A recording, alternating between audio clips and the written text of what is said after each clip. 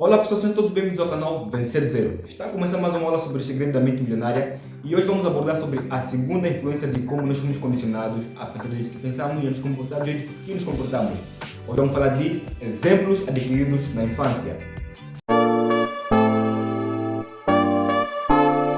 Na aula passada a gente falou sobre a primeira influência que a gente recebeu na infância, que são as palavras, que o que é que nós ouvimos sobre dinheiro, riqueza. São palavras que nos condicionaram a pensar do jeito que pensamos e a viver do jeito que vivemos. Também fizemos algumas declarações e nos dissociamos daquelas palavras, criamos novas palavras que possam ser favoráveis ao nosso estilo de vida e aquilo que nós bem queremos para o nosso amanhã.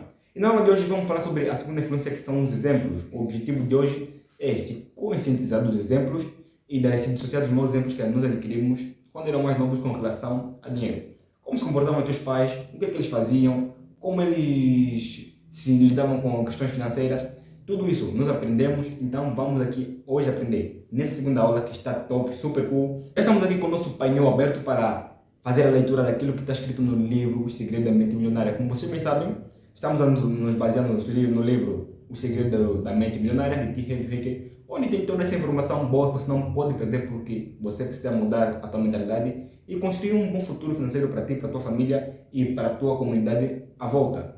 Então, vamos falar sobre a segunda influência, exemplos. A segunda maneira como somos condicionados é chamado de exemplos. Como se comportavam os teus pais ou responsáveis em questão de dinheiro quando você era uma criancinha. Teu pai, teu irmão, teus pastores, seja lá quem for. Todo mundo que tinha autoridade sobre você. Como se comportava em questão de dinheiro. Eles cuidavam bem ou mal das finanças. Eram gastadores ou econômicos. Eram investidores ou nunca arriscavam a investir. Eram propensos a arriscar ou conservadores. Vocês tinham dinheiro sempre ou só de forma esporádica? O dinheiro fluía com facilidade na família ou nem por isso? Era fonte de felicidade ou motivo de aspertas discussões? Anota tudo isso aí, anota todos esses exemplos bem vividinhos, porque você precisa ter consciência disso, porque só assim você vai conseguir dar os passos para a mudança. Então, por que essa informação é importante? Você já deve ter ouvido a seguinte frase: macaco vê, macaco faz.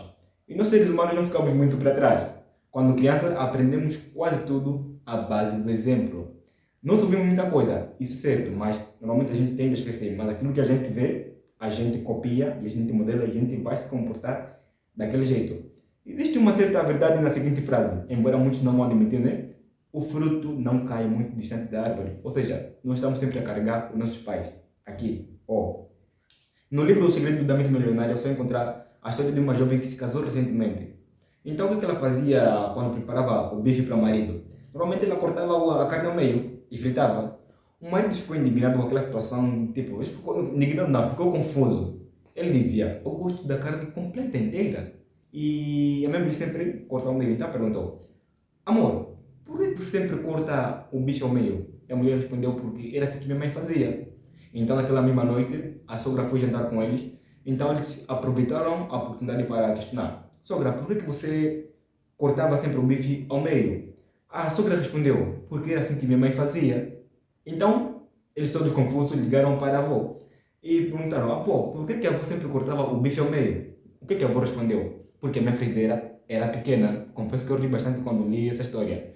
Mas, ou seja, uma simples condição influenciou o comportamento de duas gerações, da filha e da mãe.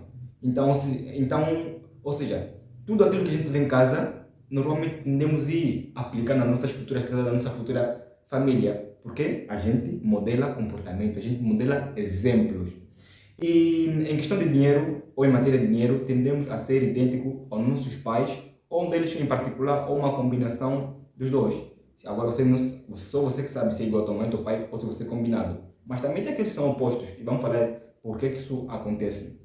Se você está gostando do vídeo, não deixe de dar um like, se inscrever no canal, porque aqui tem conteúdo simplesmente de valor que pode ajudar a mudar a tua vida, se assim posso dizer. Mas sim, muda muito a vida. Conhecimento é tudo, é a chave que molda o homem. Então, vamos dar sequência, depois você dá um like aí, estou gostando. Mais o quê? E existe também uma outra história de um senhor que participava no seminário de Harv Eker, que normalmente ele estudou muito, tinha muita informação, muita formação, mas os seus negócios sempre iam ao fracasso. Por quê? Porque ele carregava o modelo do pai dele. Uma vez o pai faliu, ele era novo, então modelou aquele fracasso do pai instalou no subconsciente e foi carregando aquele modelo para o resto da vida, até se tornar maior de 50. Então, quando o Thierry foi dando essa palestra sobre exemplos, ele automaticamente começou a lagrimar e se desconectou daquela realidade do pai, teve uma nova mentalidade e se tornou mesmo milionário. Ou seja, mesmo que você tenha todo o conhecimento e toda a qualificação do mundo, se o seu modelo não estiver programado para sucesso, você estará condenado financeiramente. Então, nos seminários do Thierry participam muitas pessoas cujos pais lutaram na Segunda Guerra Mundial. E elas ficam impressionadas quando se dão conta de que aquele comportamento do pai afetou bastante a vida deles financeira. Ou seja, algumas delas gastam feito loucas porque dizem é muito fácil perder tudo. Por isso, melhor é desfrutar do dinheiro enquanto é possível. Outros fazem o caminho inverso. Guardam o que têm no cofre para os dias difíceis. E aqui vai uma palavra de sabedoria. Não guarde dinheiro para os dias difíceis. Por quê? Devido à lei da intenção. Quer saber mais? Fica por dentro. Uma palavra de sabedoria. Poupar para dias difíceis parece uma boa ideia, mas pode também criar grandes problemas. Por quê? O poder da intenção. Se você está juntando dinheiro para os dias difíceis, o que você vai acabar conseguindo? Mais dias difíceis. Ou seja, para de fazer isso. Stop it, ok? Para de fazer isso agora mesmo. Em vez de economizar para tempos ruins, concentre-se em guardar para os dias felizes ou para o dia em que você será livre financeiramente. Nesse caso, pela lei da intenção, é exatamente isso que você vai obter. Porque quando você tem a intenção de fazer alguma coisa, é aquilo que você acaba fazendo. Quando você tem a intenção de ser alguma coisa, é aquilo que você acaba sendo. Quando você tem a intenção de receber alguma coisa, é aquilo que você acaba recebendo. Então, para de economizar dinheiro para dias difíceis, para dias que ficar doente, não sei o quê. Guarda dinheiro para dias que você vai casar, para dias que você vai namorar, você vai se divertir, seja lá, desde que seja uma boa intenção, guarda dinheiro. Não guarda mais dinheiro para coisas ruins. Bom, acho que só com esse conteúdo você já pode ver que realmente temos muita aparência com nossos pais, né? Mas agora vamos falar sobre o caminho oposto, aqueles filhos que normalmente tendem a ser muito diferentes dos pais. Por que isso acontece? Aquele filho que é chamado de rebelde, normalmente é o caso do segundo filho, né? Que não copia o que os pais fazem e se rebela contra os pais. Por que isso acontece? Vamos agora aqui entender e descobrir e desmitificar essas coisas. Anteriormente eu disse que em questão de dinheiro, a maior parte das pessoas tende a se identificar com os pais ou com pelo menos um deles. Mas há também outro lado da moeda. Há quem acaba se tornando exatamente o oposto deles. Por que isso acontece? Será que a palavra raiva, rebeldia, tem alguma coisa a ver com essa história? Em suma, tudo depende do quanto a pessoa se irritava com os pais no que diz respeito à matéria de dinheiro. Infelizmente, quando somos crianças, não podemos dizer a eles: pai, mãe, sentem-se aqui, quero discutir uma coisa com vocês. Não gosto da maneira como vocês lidam com dinheiro. Por isso, quando eu for adulto, vou agir de um modo totalmente diferente de vocês. Espero que compreendam. Agora vão dormir. Se você tivesse essa atitude, ia levar chapar, ia sangrar, não sei. Não, no meu tempo a educação era fight. Agora é um carinhozinho, mas que não está sendo muito compensador. Mas dando continuidade, não, as coisas definitivamente não acontecem assim. Pelo contrário, quando nossos botões são apertados, geralmente tendemos a ficar furiosos, a reagir de uma forma do tipo: já vão ser com vocês, eu vou crescer, serei rico, terei tudo que vocês gostem, quer vocês queiram ou não, estou nem para vocês. E vamos fechar uma porta, vamos ficar lá fora, não sei lá o quê. Porque a gente ficava totalmente furioso com nossos pais. Então, muitas pessoas nascidas em famílias pobres sentem a raiva e se rebelam. Em geral, elas vão à luta e enriquecem ou têm pelo menos o impulso de enriquecer. Mas há um pequeno problema aqui, que na verdade é um problemão. Que mesmo que façam fortuna ou se matem de trabalhar na tentativa de alcançar sucesso, elas nunca costumam ser felizes. Why? Por quê?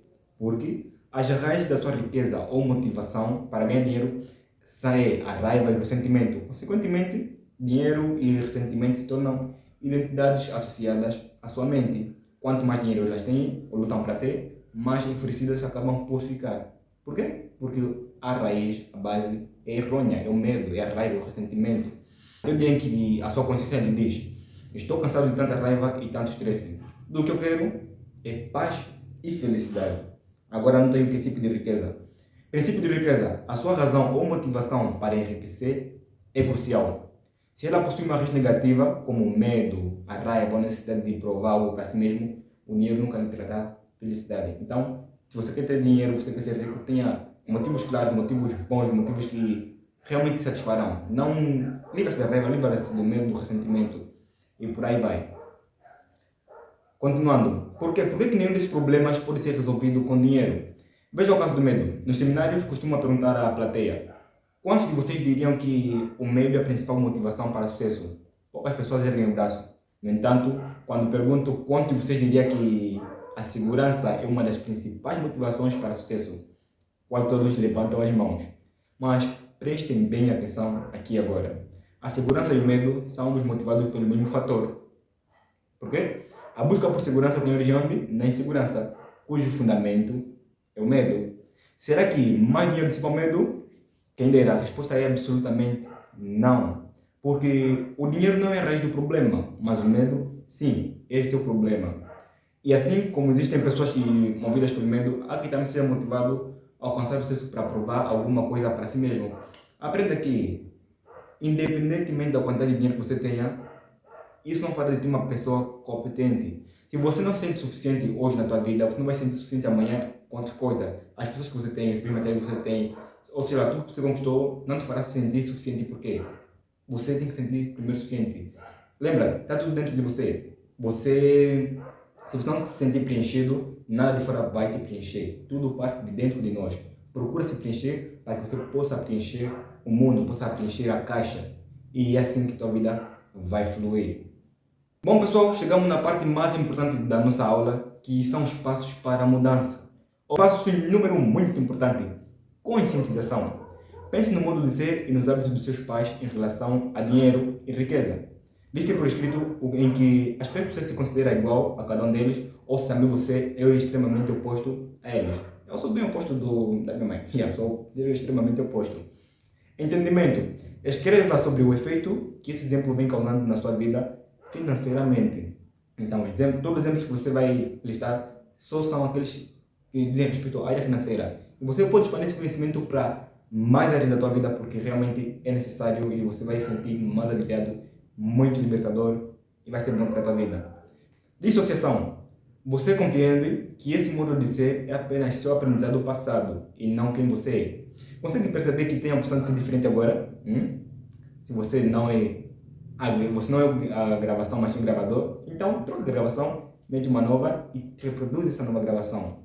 E por último, faça agora uma declaração. O exemplo que tive a respeito do dinheiro era o modo de agir dos meus pais.